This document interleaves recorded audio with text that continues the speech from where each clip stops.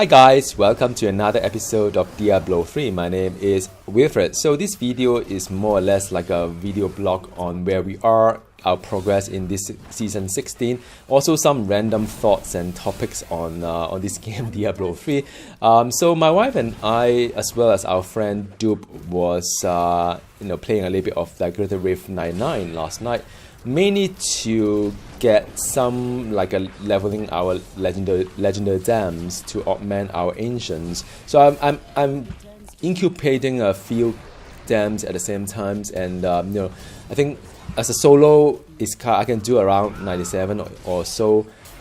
When I'm with depending on who I'm with, sometimes it's 95, sometimes it's 90. But when the three of us come together, we could get 100 if you really want to. But 99 is a nice place. 99 is a place whereby most of the time none of us will die inside the dungeon, so you don't need to lose a chance of upgrading the legendary dam. And also it is challenging enough whereby it's not just like brainlessly clicking and just hunting for the next pet while you're watching YouTube in another monitor. So it's still pretty exciting. There's a lot of positioning involved, a lot of observation on what are the affixes, how to down some of the boss, some of the elite pack as well. So it's still challenging enough, but it is almost a guaranteed success. Normally there's no defeat at all. Timing wise, it's all right. I mean, 7 or 8 or whatever, depending on the map and depending whether there is a pylon or shrine as well. So all in all, 99 is a very comfortable kind of like a range for us right now. The 100 is a little bit tougher because there are possibility whereby we may not get the leveling of the dam if we exceed the 15 minutes. I don't know why, but the gap between 99 and 100 seems to be pretty tremendous. Maybe just a psychological kind of barrier. Like last time when I started playing the seasons, right? And that was after a long time I've stopped playing the Diablo 3 after the launch. I didn't know what is the Greater Rift and so on. So back then, getting to solo 70 was a big deal. It was a really big deal. I was struggling with 40 or 50 and so on, mainly because I didn't know the kind of thing that you need to craft, the kind of build that you could use, or some of the things that you could actually speed up the whole process of advancing your gear. So, it's a learning experience. So when I first made it to 70, I was really happy. Now, of course, back then, I remember back then, when I would make video on YouTube, commenting the fact that that is 70. It was really, really happy that I've done it. But I guess back then some of the audience would say that, well, this is not really a big deal. It's pretty straightforward, pretty easy. I think looking back, 70 was easy. And then after that, we go up to 80, go up to 90, now it's 100. I still remember when I first, watched YouTube on this Diablo 3 kind of videos.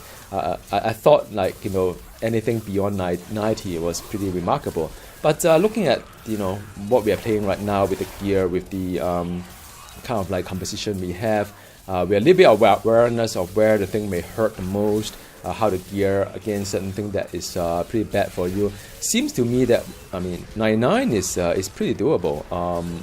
So I do enjoy 99 a lot. It does give you a decent amount of XP relative to my Paragon level, of course.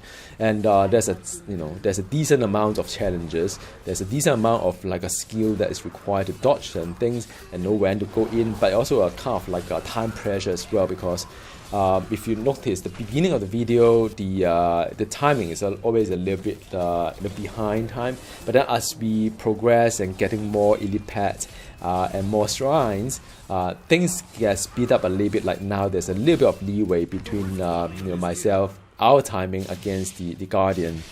And so all in all, a very enjoyable experience for Greater Rift 99, and definitely we'll talk a little bit about what our plan would be, some of our gearing progress. Right. So now the main topic of today is why are we still playing Diablo 3? I think there's a lot of offline kind of discussion with friends all over the world, asking why play Diablo 3? There are many other games to play, and And I've been doing a little bit of soul searching because, like it or not, I think Diablo has kind of a very nice lore to it, and also the design is more or less there. It's pretty mature. I'm not the type of person who would be expecting the game to evolve every season in a dramatic way, like Path of Exile. Some people love it. Some people like it that there are new game mode every season, free to play. Play a little bit more, new cosmetic items, and so on. I'm a simple guy. I mean, if the game is solid enough for me to play, like Minesweeper, I can play it, like, I can spend a whole day after day, year after year playing Minesweeper because the game core is nice, or nonogram, for that matter. It doesn't change a lot how the game play, but every time you approach it, it's still fun. It's a little bit timeless. So to me, Diablo 3 is more or less like that. I know season to season, not many changes, except this one is quite a dramatic changes across all the set items to make it a little bit more like end game viable. But it is simple enough to sort of like pick up. There's no drastic changes from season to season, and I could leverage on my knowledge from one season and do better on the other one. And the timing kind of worked for me as well, because I have a full-time job. I don't really spend thousands of hours playing Diablo in a short period of time, and after that I get bored with it. I normally would just play a little bit, play a little bit of the season, and then if the character is good, then I play a little bit more, then just take a break for a month or two, then the new season comes, then I come in. So that kind of thing works for me, and every time I go back to the game is a sense of familiarity. So basically that is all in all the reason why I think it is a game that worked for me. Now I'm fully aware that there are other games that could be more fun if you invest the amount of time playing it, but it's just one of those things. I mean, I've tried other games as well. Nothing draw me back as much as Diablo 3, kind of bring me back every season. Okay, so now I think, suffice to say, the game play itself is probably one element of it, but I think being able to group up with my friends in real life and to play a little bit, together is also another main draw to the game, because I could play Path of Exile that arguably is more sophisticated in a more like faithful to Diablo 2 kind of like game setting, but I'll be playing alone most of the time, and it is not that fun when you have a game like this and you play alone. But you playing with friends is very different. Now, not saying that friends will push you to a higher progress. Yes, it does help in the progress, but no, it's not about that. It's about the sense of community, because when I play with friends, right, season after season, sometimes I play a weak character, like my Whirlwind Barbarian last season wasn't that great. I think after the set kind of like a buff to it, yes, it become more fantastic. But I don't think it was a strong character. And then my friend Duke was playing some strong characters. My wife was playing a strong character, which is a monk, and they helped me. And they stay on because they want to help me to attain to at least Guardian and beyond. And some season I'm pretty good as well. Like this season, the J Harvester is doing pretty well, I think. And it's a lot of burst to it, and and my wife is doing a health 2 kind of build that is obviously not as OP, I would say, OP as the J Harvester. But so I stay on because I need to help my wife through certain kind of like conquest, through certain kind of content. There's a purpose for me to log in every day. And I also help like group with my friend Dupe as well. I know he has the ambition of conquering higher content, and he wanted to as a group do the Greater Rift 100. And we stay on and try to be better, so that as a group, without just random grouping, as friends we know for real life, we can play together. I like Piper as well. Piper is from US. He played pretty hard. I think he played many hours. Sometimes he does have some very interesting build. Like the monk that a lot of explosion is so like fantastic.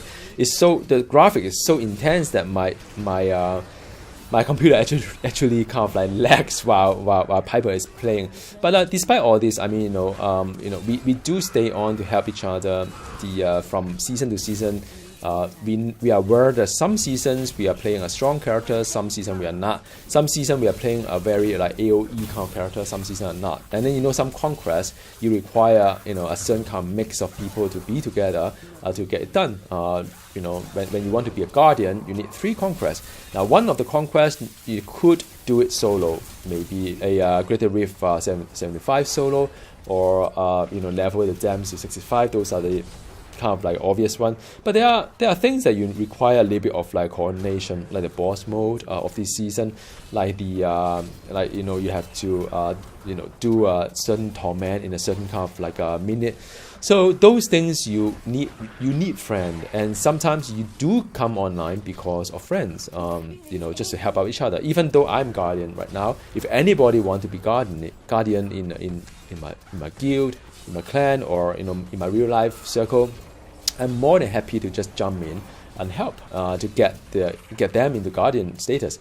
And sometimes I have friends who has not been playing the Diablo since the very beginning of time, and there was Mark. I remember we used to play the Diablo together. My wife, Mark, and another person I can't remember. And then we will log in, sometimes just the 3 of us. And back then, Diablo is a lot of kiting. It's not really like as fun as now. So you just keep kiting around and try to down the boss. And then it dropped yellow gear, that's crap. And then sometimes the gear it dropped, you can't really use it. Most of the time you spend playing the AH auction house, trying to find something that you suits you, try to find gear that's of a high vitality, of a high all resist. And that was then. And then now he's back in, and I know we brought him back to the game. We tried to help him level up. I think he tried to play on his own, and it's fun as well for the whole discovery. But with friends' help, it's a lot easier to pump up to level 70, start the endgame journey. Ask him to join us for some Greater Rift 70 and get his Paracon to 100. And it's a good start as a first season, right? Because I remember when I first played the season, my friend Zubu has been playing with, helping us as well, me and my wife, and he was very patient in bringing us through some of the content that we could potentially do, but struggled, and he would brought us along and help us through all the conquests, got us to a guardian status and so on. So yeah, I mean it's a matter of paying it forward. And that is the reason I think why some of us are still playing Diablo 3. I mean, a long story short, the game is pretty fun. The game is easy to pick up, hard to master. And once you master it, you really feel very satisfying. And most of all, it's just because of friends. You stay on because of friends. You help friends, or friends help you, or together we do greater things. And that is why Diablo 3 still have a very special place in my heart. So now a lot of things been talking about the why we are staying on the Diablo 3, and I hope some of you could relate as well. I know some of you are very unhappy about where the Diablo franchise is going.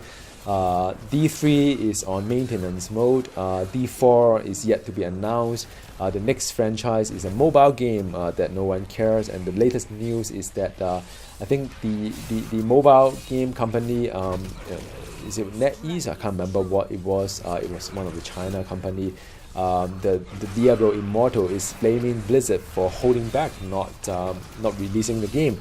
I don't know. I mean, there are a lot of things going on, but I don't think I want to play Diablo on a mobile phone, mainly because nothing against mobile gaming. I think mobile gaming is a big business.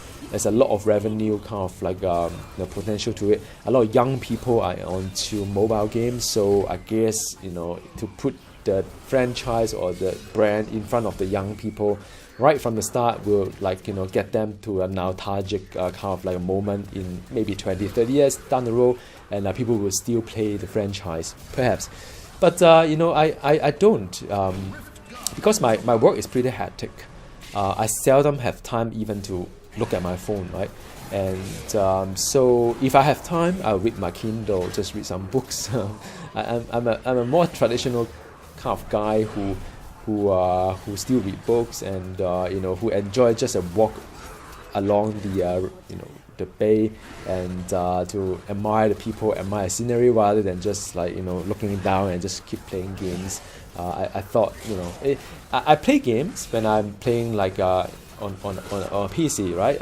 I play games a lot, but you know, when I'm out there, I would not use a mobile device to play game. I've tried that, but it never quite worked out. But if I do though, I would like the offline game. So like for example, if I'm taking a plane and I run out of books to read, I don't mind playing a game that's offline, which I had some games that's offline. Exile Kingdom, I think it was the one. I would play it, but I highly doubt Diablo 3 would be an offline game, so you know that is really out of the question for me, right? So now, in terms of the season progress wise, I have got 6 ancient augmented of gem rank that is varies from 80-ish to 100. I've incubated. I'm incubating 3 gems, and I hope that it'll get them to like 100 as well. So I'll immediately augment 3 of my ancient into another rank 100, kind of like kind of like a range, and that will give me another extra one. I think 1,500 intelligence. Can't remember how much it was. It is going to be, but I'm expecting a little bit more like DPS coming out from it, maybe a little bit more like tankiness to the all resist kind of thing, because intelligence for my character translates to all resist. I may even swap some of my yellow gem out for the red gem to give me a little bit more armor, to do a little bit higher content. I don't know. This is something that I may experiment, but for sure I will continue playing this character, this build. Thanks to my wife, I've got my second Primal Ancient on my belt. I think she has 3 already. So I have a ring that is the Ring of Emptiness, a Primal Ancient that I can use, also a belt. So I'm pretty happy about the gearing kind of progress I have, and so far it's been working out really well for me for this season. So this is what I'm going to do. I may try out the fire bat build, because I've got like 2 ancient for the set items. I'll try, and I've got like 1 ring of emptiness that is also primal. So I will have 3 primal for that particular build, but I need to re-level my gems. That I was thinking, do I really want to re-level my gem? I don't know, maybe just for a little bit of different play style, but I really don't know, because after all it's still a melee kind of character. It's just that you spin fire bat instead, and I don't know how effective it is to keep channeling the fire bat without getting yourself killed in the middle of all this madness with the mobs that's like very hard hitting, especially when you're in high rift. So I don't know, maybe not. And I've got I've got 2 primals for the butcher's weapon as well. It could be a rather interesting kind of like a build, because whatever I hit, there's a 25% of chance to group them together onto me.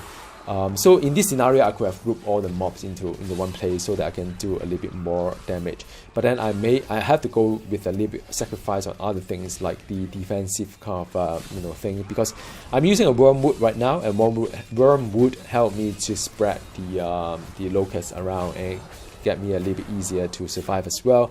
But if I'm going to swap out the use the butcher kind of like a weapon, I'll have to end up using the I think Sacred Harvester, which is 10 stack of Soul Harvest, for my weapon kind of like a slot that give me no option to use the wormwood. Means that I have to manually spread the locust. Not a big deal though, but I found that a little bit slower in spreading. I don't know, maybe just me. Maybe I should learn to manually spin off the locust rather than just so lazy and let the wormwood does its job. But the wormwood does the job pretty well, I must say. Maybe, I don't know, maybe just a matter of getting used to. I'll give it a shot and see how well I do without wormwood. The only thing is just the mana kind of like it take a little bit more mana if I don't use a wormwood and spread the locust swarm manually. Alright, so now this is towards the end of the video, and my wife dropped off because she needed to sleep, And you know, my friend Duke rushed home just to play with us because I was like messaging him and say, hey, you gonna join us? He said, oh, I'll be home at 10:30, wait for me. So oh yeah, I mean, you know, we waited together, and that back to the reason why we played Diablo together as well. So this is the last game that we play. After that, I joined him for a little bit of like a low riff kind of like you know, gem leveling that he wanted to do. Although I tried to convince him that, you know, even if you want to level up rank 1 gem, I will still do like 90 riff because it's more fun. You gear up, you become more powerful so as to play more challenging content. But if everything is just down to efficiency, yes, I agree. I mean, you know, we did I think 60 kind of riff, but it was a little bit underwhelming, I would say. And I think in the long run, I will get really bored just to, you know, try to get things as fast as I could, and do things that you know, that could be a little bit boring. So I will still stay on the high riff to play a little bit of these things. But yeah, I mean, as you can see, this build is very strong, deathless, you know, and complete the time before the timer ends. And yeah, I mean, that is about it. And I think the last bit of it, I try to level my gem to the rest of the gem to 100. So I will have the 3 legendary gem to augment onto my ancient. And after that, I'll probably do some bounty because I need to upgrade my Traveler's Pledge and my compass rose, which are the only 2 items that are not ancient, and then I'll run out of ancient to augment. Alright, thank you for tuning in. I hope you enjoyed season 16 as well, and I'll talk to you again soon. Goodbye.